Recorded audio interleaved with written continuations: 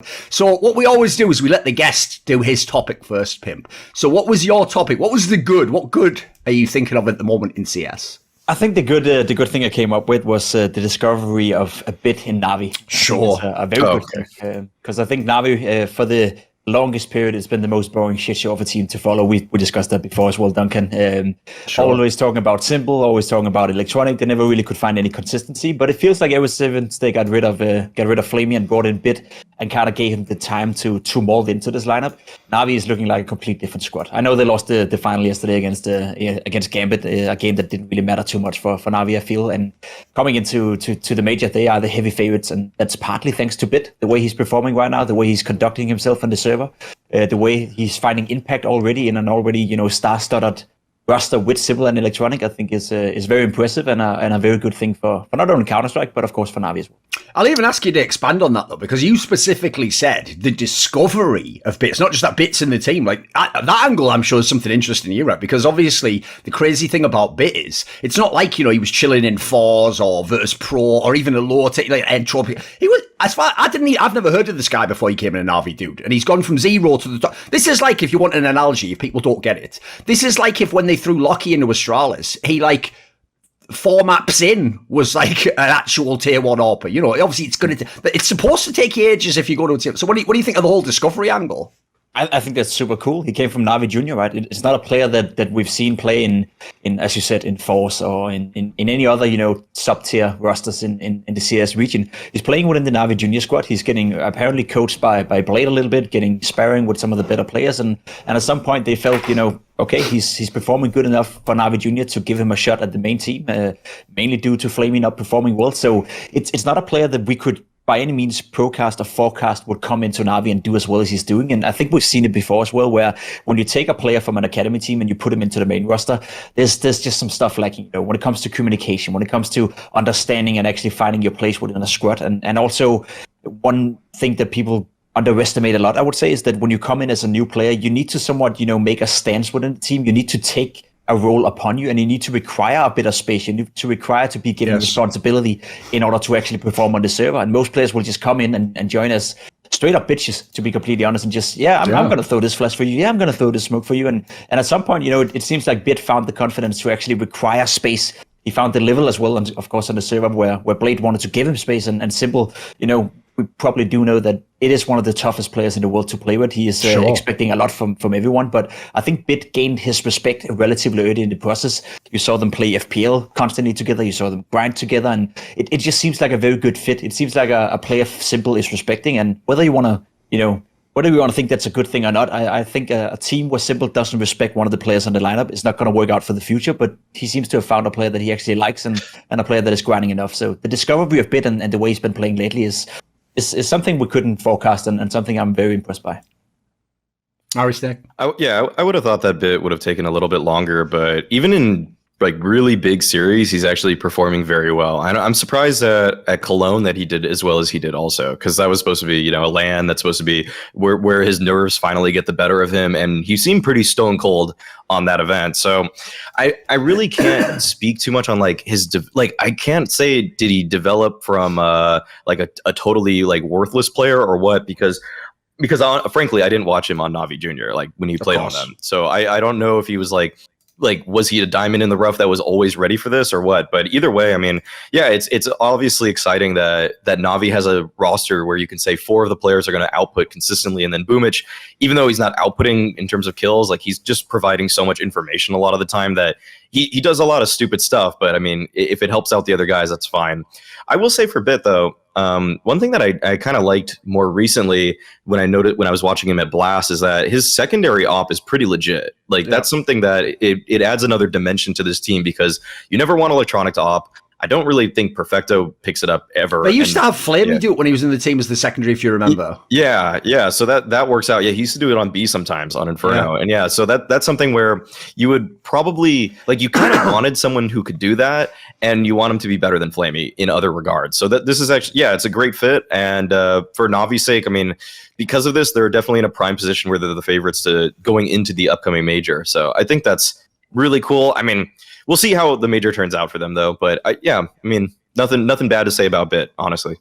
Yeah, I'll just say this. Like, obviously, the benchmark for all rookies coming to tier 1 fresh is ruined forever by fucking Zero, wasn't it? Like, it just made it so, like, no one else could ever be like, oh, what an incredible... It's like, well, he's a pretty good rookie. I'll just say this. If you ignore Zero, this is one of the craziest stories I've seen in a long fucking time. Because, like, here's the difference. Like, I admire how Perfecto semi came from nowhere. Even then, he was on the Simon Gaming team. He was, like, you know, in the qualification for majors. And his whole thing's sort of like, you know, he's obviously got like a good brain for the game, and he sort of learned how to fit into the team. Like, Bit really did just come along with banging aim. I still don't think he's necessarily actually like figured out how to fit in the role. So I think what they've done, it's like what you were saying, Mouse Snake. Whereas in other teams, if you join the team, even if they don't overtly say we're the vets and we get all the spots, you feel like that anyway. You don't want to go and join like Get Right to Forest and be a dickhead and go, hey Forest, actually, can I do that second entry on Banana? Like, I'm probably better than you. Like, that conversation's never going to happen, is it? It's too awkward. So the players who actually do sort of come in, I feel like this is maybe where I think Blade has had his effect.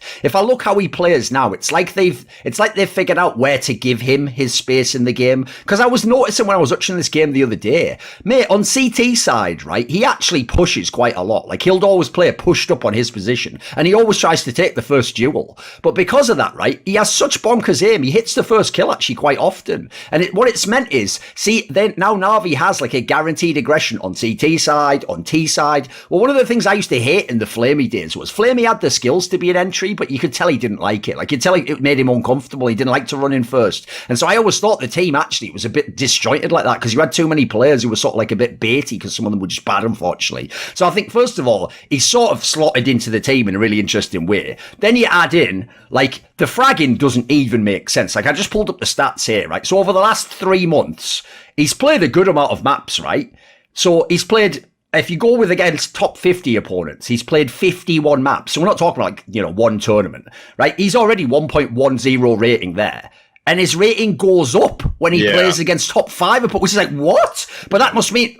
the Gambits of the world, like, fucking up, like, that's exactly the opposite of what a rookie does. A rookie's supposed to, in fact, tier 2 people do this all the time. It's why, you know, they won't always make it at tier 1. They bang everyone out in top 50, top 30, and then you just see that one where it's like top 5, and it's just like, you know, they're 0.89 rating. It's like, yeah, understandably, mate, you played a different fucking game. So I'll say another thing as well is, like, the idea his skills have held up. I mean, whoever scouted this guy, fucking man alive. I don't know if you caught lightning in a bottle or you just have an amazing eye for the game, mate, because, like, this guy's deagle is unreal as well. Like, I even think, by the way, Navi's a great example of a team that definitely doesn't buy correctly all the time. But if you have simple electronic and then this fucking guy buys as well, it's like, and by the way, even Perfecto has a half decent deagle. It's like, give me a break. And Boomich basically at this point is like fucking Russian Sanji or whatever, isn't it? He just mains fucking SMGs. So what's mad is I even think they think they're buying correctly, but they just get away with it all the time. And then the last thing I'm going to say is this, right? Which is, this is why I feel like if Blade and them really did sort of like see the raw potential in this guy, just bring him in the team,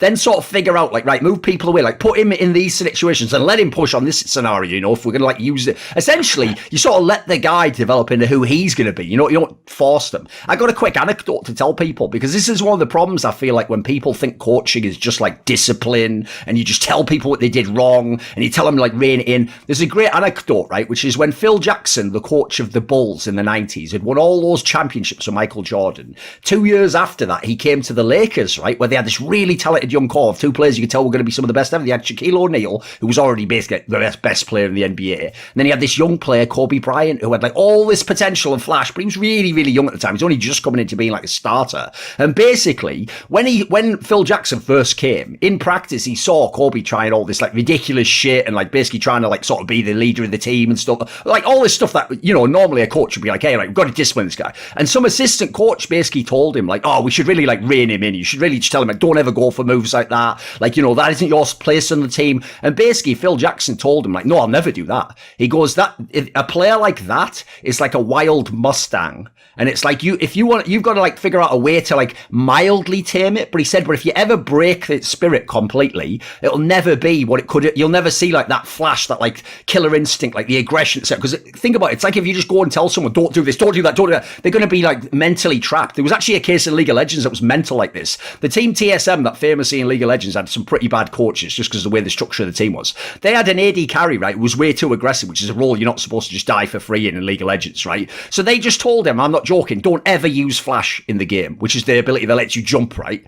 Well, as a result, you can imagine, now it went the other way. Now there'd be scenarios where he's never going to go in when you need him to win the game. So I actually think the way they've handled it at the moment, obviously it's still early. We're only really talking about 3 or 4 months for this guy being really good. But listen, this is like a lesson to coaches that like don't always think, I'm going to take this guy and chop off all the rough and I'm just going to slot him exactly where I want him to be. Maybe like this, maybe the guy actually can do it and you might want to move other people over. There might be another guy you can sort of say, you can take some shit over here, mate, because I'm so impressed. I have to say in general, by the way, I talk about this all the time, I'm quite impressed in general by the big coaches in the game now. It isn't just like Zonic, it's like, you look at fucking Vitality, even some of the things Malik's done, you go across the board, some of these guys, they're not only like fixing teams, scouting, like it's so impressive to see. I feel like we've entered a new generation in Counter-Strike at this point in time.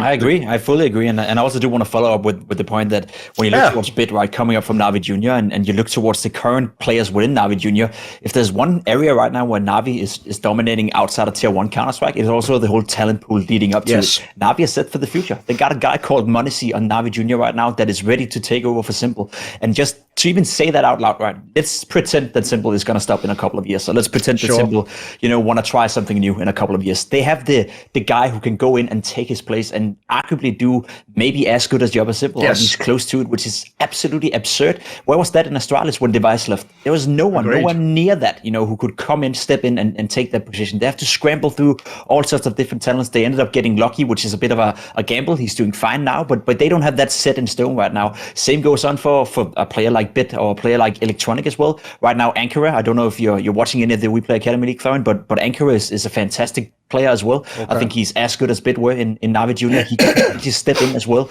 in the future in a year or two. So this whole chain of talent is coming up within Na'Vi. So Na'Vi are not only set for now, they're one of the best teams now, they're the favorite to win the major, but I would even argue that if they continue down the path right now and they keep these youngsters contracted and they keep them motivated in Na'Vi Junior, they're set on track to be the best team in the world for the next 2 or 3 years because they have people who can take over from the stars like Electronic, like Simple for the future, and no one else within the Counter-Strike industry right now has that talent pool behind the main team. And I think that in itself is very impressive. Yeah, if people don't know, the Monacy guy basically looks like one of the most surefire locks to actually be good. Yeah. But basically, the joke is he's like the new Ziwu. Oh, is it annoying when people do that when the guy hasn't actually done any of the shit yet, but you just want to be the first one to say it? Yeah, that's weird how that works, Ziwu fans. Anyway, back to your fucking hovel. Want to see more cool, funny, interesting clips based on topics from my content? Well, subscribe to this channel then, or, be a pleb and don't.